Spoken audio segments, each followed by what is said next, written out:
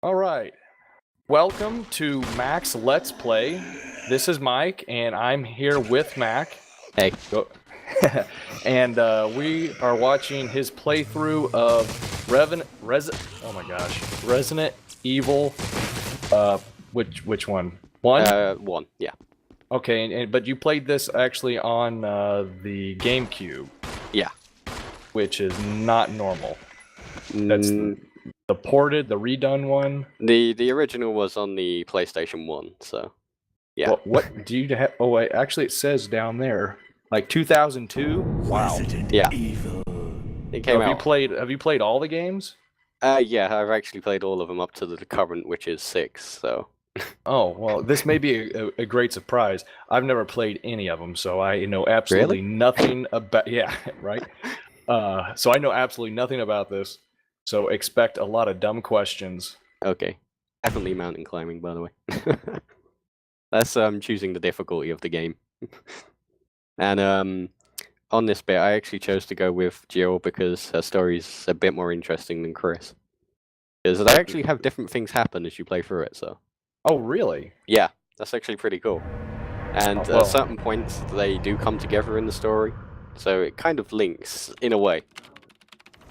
Alpha team is flying around. Like what percentage would you say is the story? Like, are they about 80% the same? Well, I don't know. I'd say more 50%. Oh wow, that's a lot of deviation. Yeah, they have like loads of different things. I mean, they come across different enemies. They start with different weapons. Chris starts with a knife. Jill starts with a handgun. So big difference there. Yeah. Were apparently eaten. This cutscene's actually a lot better than the original, by the way. Oh, this is one of the redone parts? Yeah, the original was actually an FMV scene of basically what I presume was a bunch of students, and that one's actually gained like popularity on the internet over the years because the voice dubbing in the original Resident Evil is terrible. Hilariously terrible. it actually, if there was a way, you could show it, then that would be cool, but it doesn't really matter. Because I may have to look into that. Yeah, the beginning intro on the original is brilliant. I don't want to spoil it, so yeah, you might want to like check that out yourself sometime or something. I do like this one. I kind of wish the game was first person. That would be pretty cool. Well, I haven't ever played Resident Evil, but as far as I know, that's kind of the staple is the cinematic camera angles, right? What, you first person? No. Resident Evil is built on the cinematic camera angles. Like it's never been first person in any of them, right? It's never been first person. The most recent ones are third person, and the older ones like this, because it stayed with it, is actually static backgrounds, so that the camera never really changes. It has a set angle and stays on it. Wait, time out. What the hell's going on here? I've been talking through this whole thing, unfortunately. That was actually Joseph, one of the team. He was basically looking around and just got attacked by some... Wait, a guy... They gave the character a name? He, lasted 5 seconds. Yeah. You actually see it on his head cam if he was looking in the top right-hand corner. Well, obviously I wasn't. He's actually part of the team. They're called STARS, which is... hold on. Special Tactical... Damn it, I forgot it, but yeah, it was a good name. Hey, Brad! Where the hell's he going? Okay, so are these zombie dogs? Yeah, they're actually zombie dogs. It kind of explains later in the story why they're, the way they are. So. Okay, well I'll sit on the edge of my seat in excitement. Now, you're going to be playing as Jill. What was the other male? The guy was Chris Redfield. Oh. Okay, so was that Chris right there with Jill? Yeah. Okay, so that right now their story's the same. No, this is where they actually just broke up, as she said. They lost Chris when they run through the door somehow. I'm not quite sure how they figured that one out. Wow, okay. Jill, go and investigate. I'm going with her. Chris and I go back a long way. All right. You two go. I'll secure this area. Stay sharp. Okay, so there's a team of 3. 2 of them are going to look for the 4th person, while the 3rd person just sits there and is a perfect target. Oh yeah, basically Wesker's guarding the lobby at the moment. Okay. Whilst they go to check out what the noise was. And Questioning some of the tactics a little bit, but you know. Yeah, as you'll come to see very soon, by the way, doors during cutscenes are a very common thing in this. Because to save on the actual load time in the games, in the first ones on the PlayStation, they actually made it that the load scene was whilst they was opening the door. And then it just kind of became tradition for the games. They still kind of do it to an extent now in the more recent ones, but it's a little bit faster because, as you'll see in a little while, it kind of becomes a bit tedious with the amount of time it takes to open a door. Hey, what's going on here? What was this saying about the flame? Yeah, I was actually trying to pick up the ink ribbon on the table, which, as is custom with the first 4 Resident Evils, you use typewriters to actually save. So, I was trying to pick it up on the table, but it wasn't having it. Blood.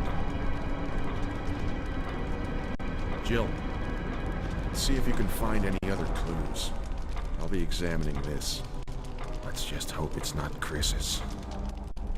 Do they have like criminal investigation kits? Not that I've ever seen, no.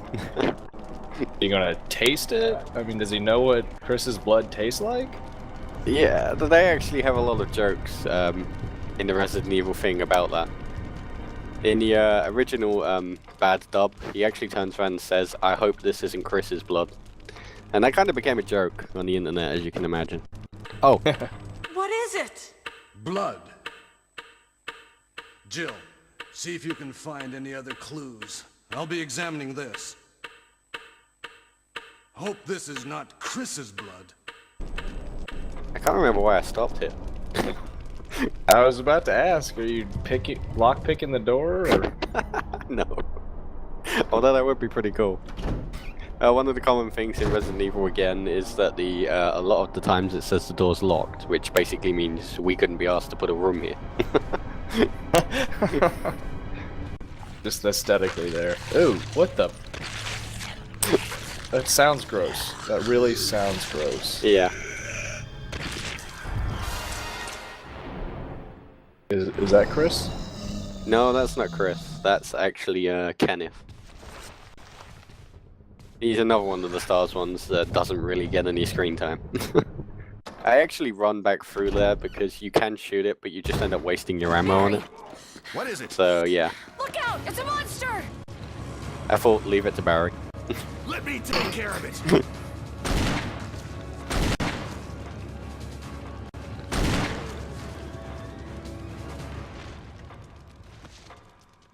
I gotta hand it to him for being so ballsy in front of a monstrosity. Yeah, I think I would have been like strafing or stepping backwards while shooting. I don't know. He's just. Barry's awesome, as you'll find out. Does he make it through the game? It's kind of giving away, but yeah, he does. Oh, good. What is it? I'm coming Now, back. is he actually following you, or is this a cinematic? No, he was following me. Oh, okay. That, by the way, was the zombie going back through the door. Yeah, I'm not quite sure about that. The one that he shot? Yeah. Because if you actually noticed, he didn't actually shoot it in the head. Wesker! Oh, yes, in all zombie lore, in order to kill a zombie, you must hit it in the head. Yep. Exactly. I don't know whether you've ever actually heard of it before, but this game has something called tank controls. So they don't actually naturally run, they sort of rotate on the spot and then you pick a direction. So mastering the controls on this can be a bit tricky, if it's the first time you've played something like it. Wait, did you just go in a circle? Yeah. For some bizarre reason, him telling you to check this area literally just means go down the stairs and come up the other end and it's good. I can't figure it out. Same here. Chris and now Wesker. There's not much Oh, we so can that do. guy that they search left, for him that I separate. said shouldn't stay I'll there, investigate the is now diary. missing. Yeah. Okay, then. I'll try the door on the other side. This mansion is gigantic. We could easily get lost. Let's start from the first floor. Okay. Oh, I almost forgot. It's a lockpick. You'd make better use of it. Again, in the original version, he has a brilliant line there. And Jill, here's a lockpick. It might be handy if you, the master of unlocking, take it with you. Got it? Okay. I love the sound effect. Like bang. Well, bye. Oh, so the last guy they left alone, now they're splitting up. Yeah, they're basically exploring the mansion to look for the other team members because there was more than just the three of them that made it into there. Believe it or not. You know, it's a good thing you're climbing on. Yeah. Oh, cool. That was odd. So, you know, it's a good thing like they don't make a game after me or put me in a movie because I'd be so boring. I think I'd be too practical and say, no, there's 3 survivors together. We're going to stay together. We'll move through the mansion and find other survivors. But why the hell are we going to split up? That's just making it easier for, I'm presuming, zombies. Yeah. And where are you going with this thing? Watch. You'll see. Oh, it's the flashing thing Yeah. you want? Yeah. As I said, I've played these games many times, so I pretty much know everything I'm doing for the most part. So wait, a map is shiny? Any object in this that's important will actually shine, so you know where to pick it up. In some of the other games, they have it where the character actually looks over at where the object is to kind of get your attention to go check it out. Oh, that's a cool idea. Yeah. Very subtle. Oh, was that not the exciting end of a hallway that I was expecting? For the next part, and that what I picked up was a dagger. That's actually a new thing that literally is exclusive to this game and this game only. For the Nintendo GameCube version. Yeah, the GameCube version is the only one that has these sort of like, they call them defensive weapons. So basically if a zombie grapples you, well, as you're about to see, you automatically use it. Oh, so you didn't, it automatic, you don't have to hit anything? No, I don't have to hit anything, it does it automatically. Which can Now, be did annoying. you just leave the dagger? Yeah, once it's actually embedded in their skull, you can't pick it back up. What? Again, you know, if this was me, nah, not happening. I'm pulling that thing out. Exactly. But So there's daggers hidden all over the place? Yeah, there's daggers and I think she also gets tasers. Like hidden all over the mansion. They're pretty cool actually. I have played... Can I just say? Yeah. Go on. I was just going to say, this is actually an area that wasn't in the original Resident Evil game. This whole bit never actually existed in it. They made it new for this version. Go on, as you was going to say. Oh, I was going to say, I've played Condemned, and there's a reusable taser. Yeah. And that's pretty fun. Have you played Condemned? Yeah, I've played Condemned. 1 and 2. Oh, okay, cool. Yeah, I've done them both too. Wow, was that it? What? Really? Are you playing around with him? Yeah. I'm trying to get a good angle for the shot, and he still gets me if I recall right. Yeah. Oh no, Wow. So good. So how is the aiming? Does it become natural? It kind of auto-locks the first time you hold down the button, but after that you... What are you doing now? I decided to use a knife to conserve ammo, because as I said early on, you don't really get much, so... But he was already dead. No, he wasn't. Oh. That's something you're about to see. There was actually, every time a zombie properly dies in a Resident Evil game, they get a puddle of blood underneath the body. That's how you know they're dead, for certain. As I said, years of playing, little tricks that you'd pick up, so... Originally though, yeah, when I was first playing this, way back when, I thought they was dead, but they're not. This seems to be a pretty slow pace. Is it always this slow? It is kind of slow. It's not like a fast-paced one, like a Call of Duty one, because you also have puzzles and whatnot that you do throughout the game, and some of them can actually be really difficult, depending on the difficulty setting you chose. It actually makes it harder and changes them around a bit. So, Looks like she's wounded. Is that the only health indication? no, as you saw on that menu screen, you actually have an indicator. It goes fine, yellow caution, red caution, and danger. And danger basically means one hit and you're dead from that point. So if this was added to the GameCube version, what was the point of this little area? Well, actually, I didn't have the object. That's what I realized. That's why I'm leaving now to go actually pick it up. Oh, Because I so you realized gotta- that I didn't actually have what was needed, yeah, so.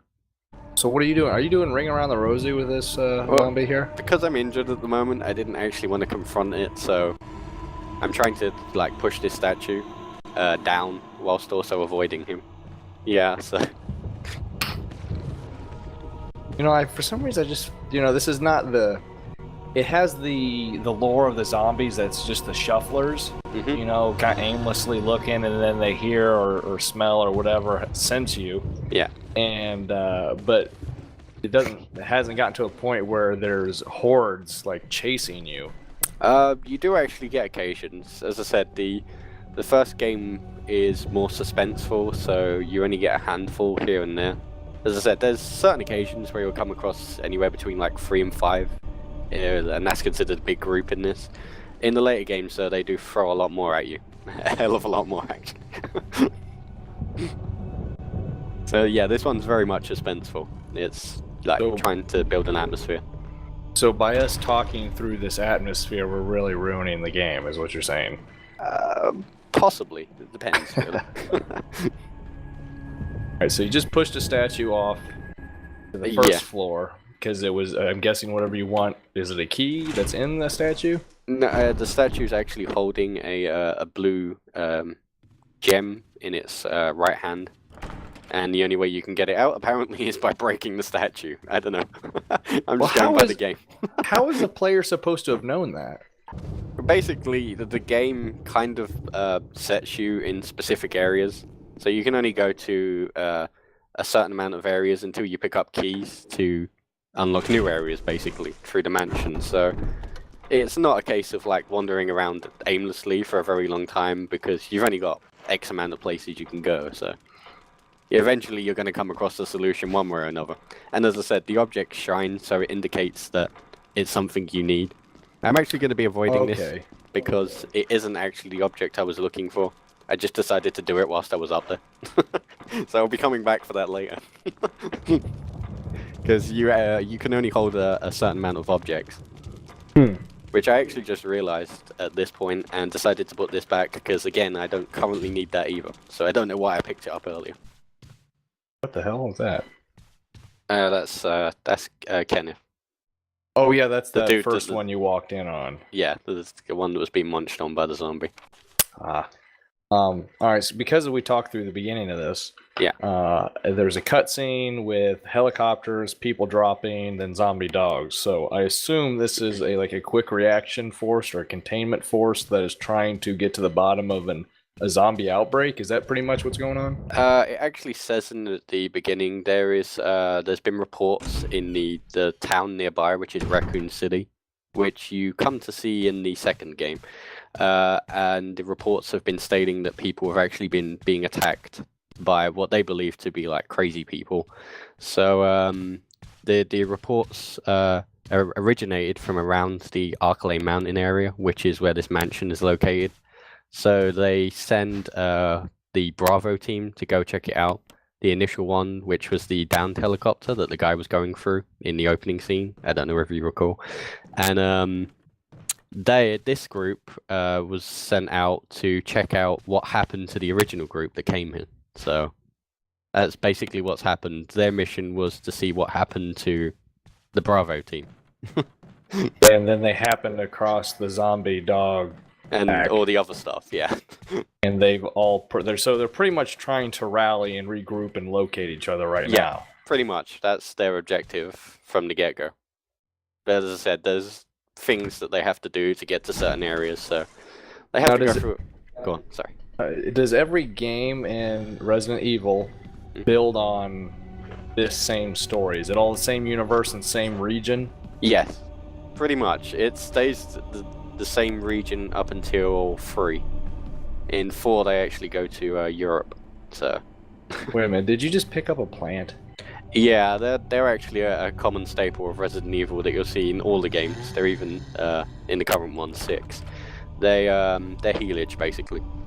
You have 3 different types, although they change it in the later games. You have the green herb, which is like it heals a minimum amount of health. The red herb, which does nothing on its own. Wow, was that just an extremely small detection radius? Yeah. Oh, okay. Sorry. So anyway, that's definitely dead. Yeah, because he has no head. I just want to quickly say this is where I first realized. That's why I didn't want to mention it earlier. That you can actually pick back up the dagger if you destroy the head. Oh. This was something that was new to me, and I've played this game through like 6-7 times and beat it. That's the first time I ever actually noticed that destroying the head actually gives you back the dagger. Cool. So I was quite shocked by that. It doesn't really say, it's kind of guessing. And the blue one, again... Whoa! I didn't even notice him. Yeah, he's kind of just standing there staring at the mirror. I was actually impressed by this one because, as you're about to see, he's really easy to kill for some bizarre reason. Literally, that was it, he's dead. Okay, so if you just... Because you can't look down the side of the gun, all you can do is control the angle or the horizontal. You can actually go on, yeah. I mean, how do you aim? Do you just is it always at chest level? No, you can actually point down as well. You can point down, and from the mid section right in front of you, you can also point up high. Which is something I don't really do because for the most part, zombies you only need to shoot head level. So. There we go, I'm actually about to use one. I do actually like that little dial thing there that does the health. I forget what it's called, like a heart monitor, I guess. Like EKG? Yeah, that's it.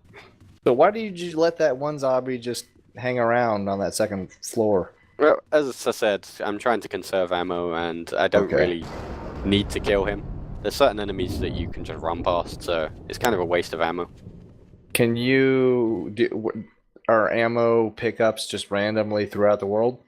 They're basically, yeah, they're just laying in set locations. They're not really random, they're always in the same place, unless you change the difficulty. The difficulty determines where they go in the level, but that's about it, really. I don't know why, but every time I see this, it kind of reminds me of the basement thing from the Nightmare on Elm Street films. You know, I haven't seen those. Really? Oh, okay. Yeah, I know they're famous, and that's a Freddy Krueger, right? Yeah, Freddy Krueger. I mean, I remember being a kid and like seeing little snidbits or something. Maybe it's on a commercial, I don't know what, and it scared the living bejeebus out of me. But I'm pretty sure, to today's standards, it's laughable. Pretty much, yeah. But I still haven't, watched them. No, it's just describing what you have to do to actually, like, open up the coffin. So, yeah. It's part of the puzzle. Yeah, it's part of a puzzle, so it can be skipped. As you can see with the mask things over there, that's what it's actually used to open it. You collect them. That's why I said it would take a couple of hours, because they're scattered through the mansion, so... Alright, well, thank you for watching. This has been a Max playthrough. Oh my gosh. A Mack playthrough on Resident Evil, Part 1, and we look forward to having you for the next part. Thanks. That's it? That's all you got? Yeah. Alright, that's good.